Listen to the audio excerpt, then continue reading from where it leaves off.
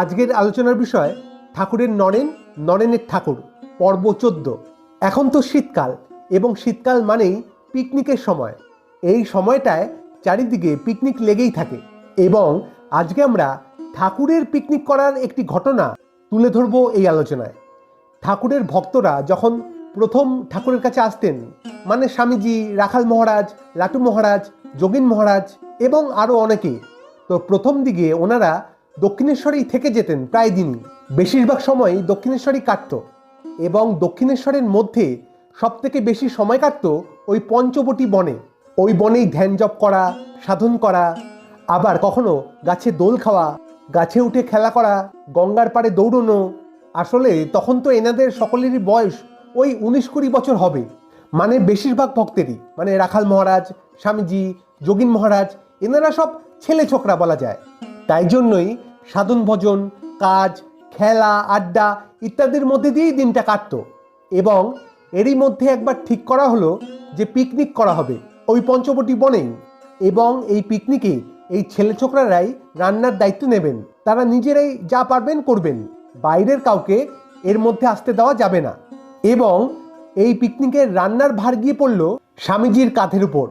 আমরা জানি যে স্বামীজি খেতেও খুব ভালোবাসতেন, আবার রান্না করতেও ভালোবাসতেন, এবং বেশ দক্ষও ছিলেন। তো স্বামীজি তো রান্না করবেন, কিন্তু সমস্যা হলো যে ঠাকুর তো সবার হাতের রান্না খান না। তিনি সেই সময় শুদ্ধ ব্রাহ্মণের হাতের রান্না ছাড়া খুব একটা খেতে পারতেন না। তো কি করতে হবে? স্বামীজি ঠিক করলেন যে ঠাকুরের জন্য ওই মন্দির থেকে প্রসাদ আসবে, ভবতারিণী মায়ের প্রসাদ। ঠাকুর সেইটি খাবেন, ঠাকুরের আর আমাদের রান্না খেতে হবে না। কিন্তু এই ব্যবস্থার কথা ঠাকুরকে যখন জানানো হলো, তিনি বললেন, তা কেন? তোমরা যেটি খাবে আমিও সেইটি খাবো। তখন স্বামীজি বললেন যে আমি রান্না করছি, তা আপনি আমার হাতের রান্না কি করে খাবেন? কিন্তু ঠাকুর তখন বললেন, তোর মতন এরকম শুদ্ধ সত্যগুণীর হাতে রান্না যদি না খাওয়া যায়, তাহলে আমি যে কারোর হাতের রান্নাই খেতে পারবো না নরেন। কি অপূর্ব একটি কথা!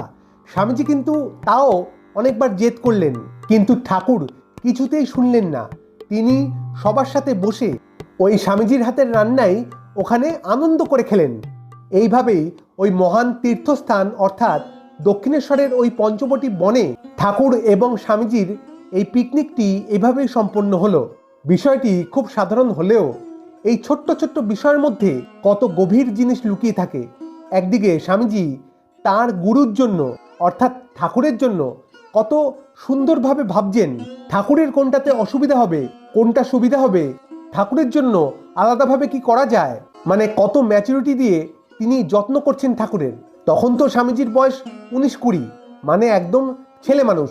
তো কোথায় তিনি বন্ধুদের সাথে খেলবেন, আনন্দ করবেন, এবং ওই আনন্দে মেতে উঠে তিনি যদি সব ভুলেও যেতেন, সেটাও অস্বাভাবিক হতো না। কিন্তু তিনি তার মধ্যেও কতটা ম্যাচুরিটির সাথে ঠাকুরের এই ছোট ছোট বিষয়গুলো কত খেয়াল রাখছেন। আবার আরেক দিকে ঠাকুর কত সুন্দরভাবে এক অকৃত্রিম ভালোবাসা প্রকাশ করছেন স্বামীজির প্রতি।